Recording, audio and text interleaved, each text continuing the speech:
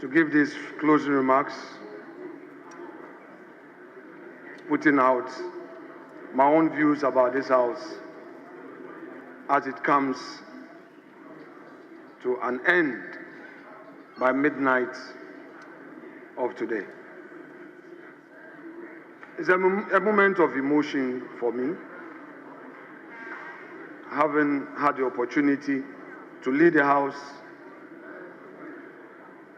a little over 9 months, and the fact that, Mr. Speaker, by tomorrow, I will be seated to the left of Mr. Speaker, leading the charge for and on behalf of the minority.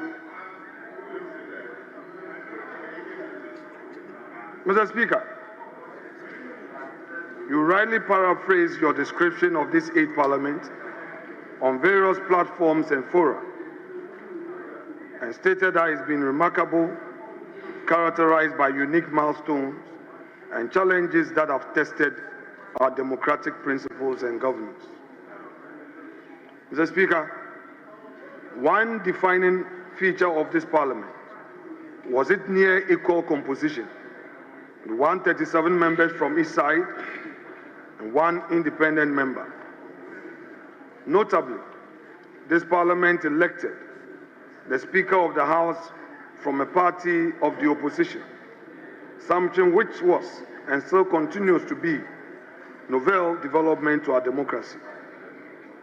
We also had an equal number of female representation from both sides of the aisle, 20 female members apiece, bringing female representation to 40, that account for 14.5%, the highest female representation in Parliament ever recorded in our 4th Republic. This Parliament, at both sides of the House, has had the course to change their leadership in order to give opportunity to some members to serve in the front bench. It is therefore right to conclude that the 8th Parliament truly pushed our parliamentary democracy to its limits and tested how far we can go with our practice of parliamentary democracy. Mr. Speaker, I rose from deputy leader to majority leader. In my days as a deputy leader in this House, I received a lot of good counsel, not only from our side, but from my friends opposite.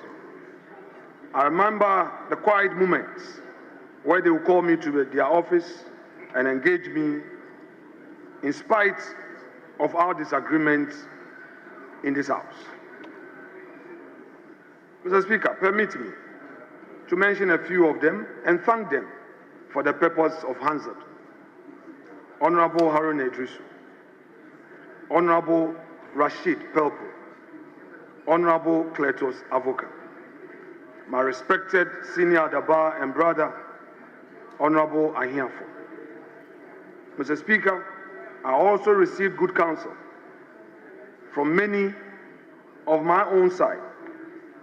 The first Deputy Speaker, Honorable Joe Osewusu, the second Deputy Speaker, was also very handy for us to discuss issues about governance in the chamber. But Mr. Speaker, not the least is the man I succeeded. For the purpose of Hansard once again, Mr. Speaker, this is a man who took it upon himself to get me to pay attention to parliamentary business. I always remember with nostalgia his first official travel with me all the way to Hanoi, Vietnam. In his hand was his standing orders and the Constitution. He urged upon me to always read the standing orders and encouraged me to aspire for the leadership of the House. I am happy to say that in my days as his deputy, although he is not a lawyer, he was well versed with the standing orders and the Constitution. Before I could say a word, he knows where a particular provision is. And we worked together, gave me the opportunities to shine, and eventually made way for me to succeed in. Honorable Osei Che Mensah Bonsu, I thank you most sincerely. You defined my leadership. You played a key role. We may have our differences, but I want to say that you have made it possible for me to stand on my feet today, especially as I enter opposition and to lead outside in minority. It is that which I learned from you that I will depend on to make a headway in my leadership. Mr. Speaker, there were great elderly senior members on my side, such as Honorable Kennedy Japon, Honorable K.T. Amon, who were also with me in moments of difficulty. I should thank also, Mr. Speaker, my colleagues in leadership, Honorable Anodompre, the Chief Whip, a workaholic being. Mr. Speaker, there were a number of times he had to sleep in Parliament to organize and make things work for me to take over as a leader. He and his deputies worked tirelessly in assisting me to manage a very difficult house. Honorable Dompre, Honorable Habib Idrisu, Honorable Alexander Tete, I say God bless you. I'm thankful to you for all you did. And my able deputy, she was more than a mother to me, to calm me in difficult moments. Her wise counsel has made it possible for me to lead the house till this day. We are both Catholics. She never ceased to remind me of the power of our rosary as Catholics.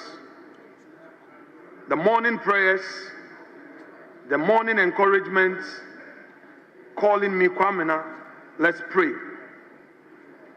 Madam Patricia Apieje, God bless you for all you did. And to my colleagues opposite, you made the best come out of me. I was always watching the videos of Honorable Eric Opoku. This is a man who can punch extremely hard with facts. You dare not challenge him, and I dare not challenge him, because he will take you to another level.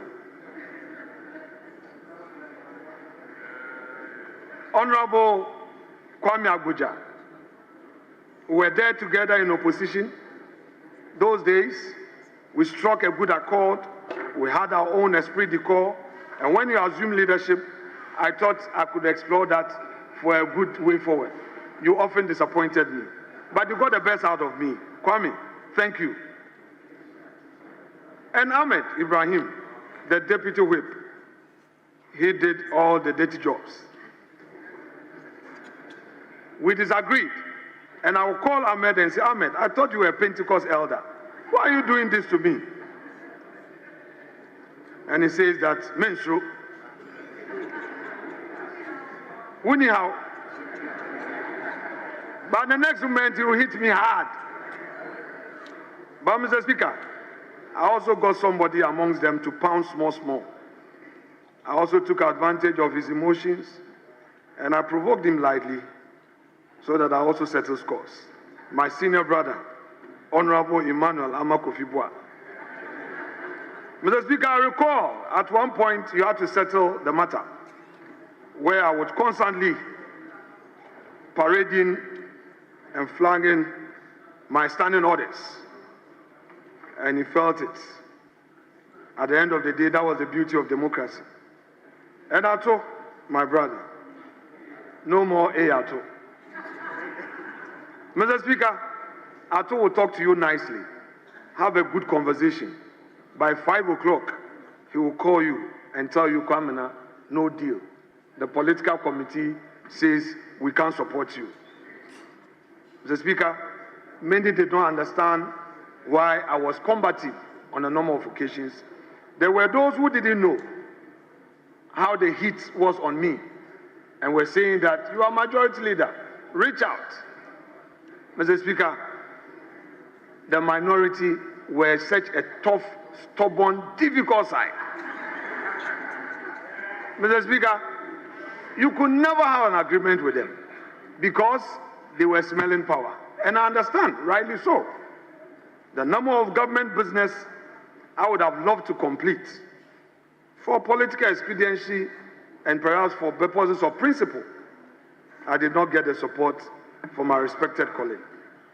Many were the disappointment, Mr. Speaker. I'm sad that as a House, we could not deal with the following. One, the 1D1F. Mr. Speaker, I'm still of the conviction that this was a government policy to help the private sector.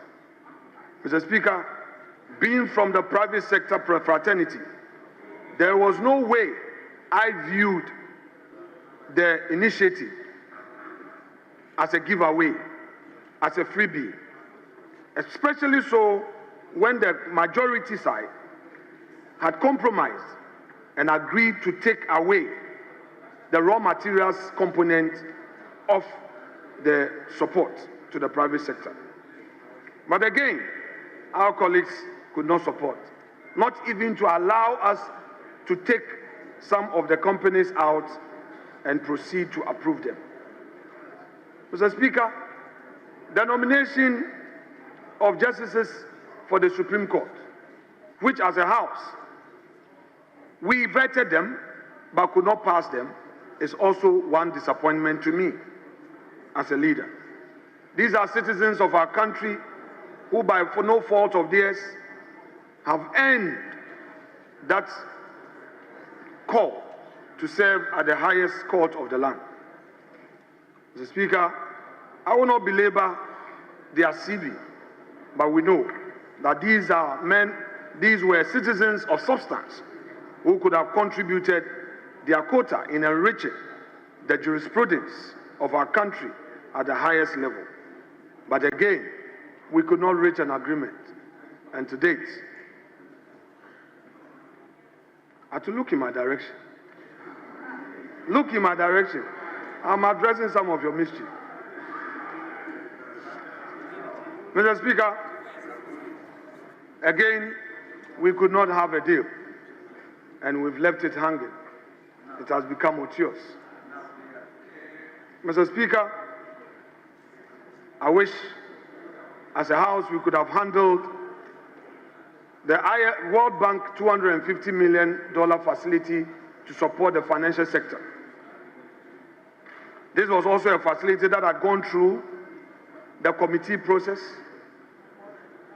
and the House could have carried it for government to cushion the financial sector.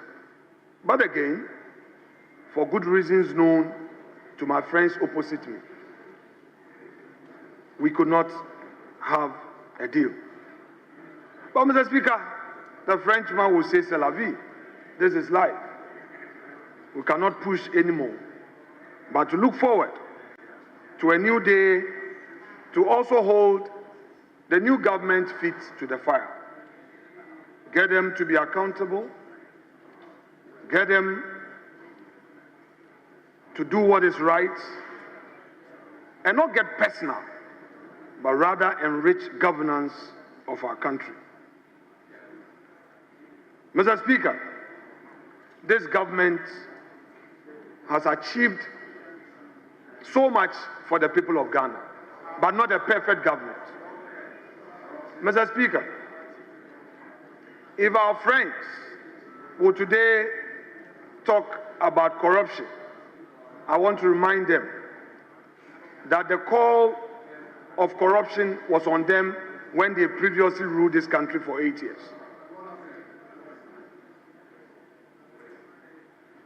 Many children whose parents could not afford secondary education had the opportunity of enjoying free SHS. Mr. Speaker, today, Ghanaians, 5.7 million of them, have benefited from free SHS.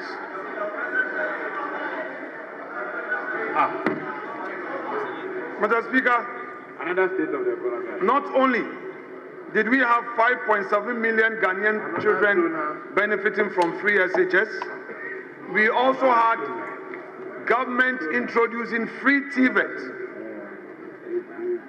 Technical education was made free, and government built 34 new schools and introduced the STEM program for our children.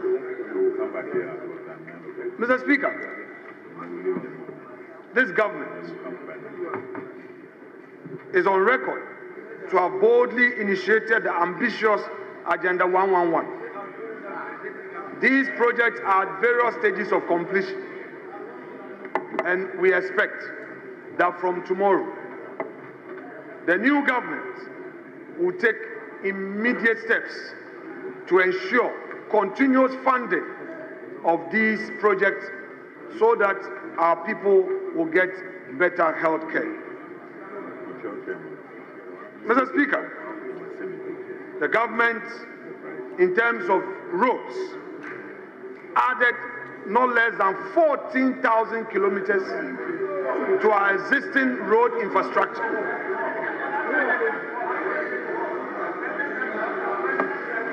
And, Mr. Speaker, we expect that this new government, which takes office tomorrow, would be minded of these high achievements and even do better. Mr. Speaker, we have been told that in the area of energy, there were some corruption in certain areas. But, Mr. Speaker, I beg to say that we kept the lights on, and this government ensured that electricity for households and industry was on, minimal challenges in terms of light off, as compared to what our friends left for us in 2017. Mr. Speaker, in the just ended election, the President, the Vice President ensured that they put together a team. You are out of order.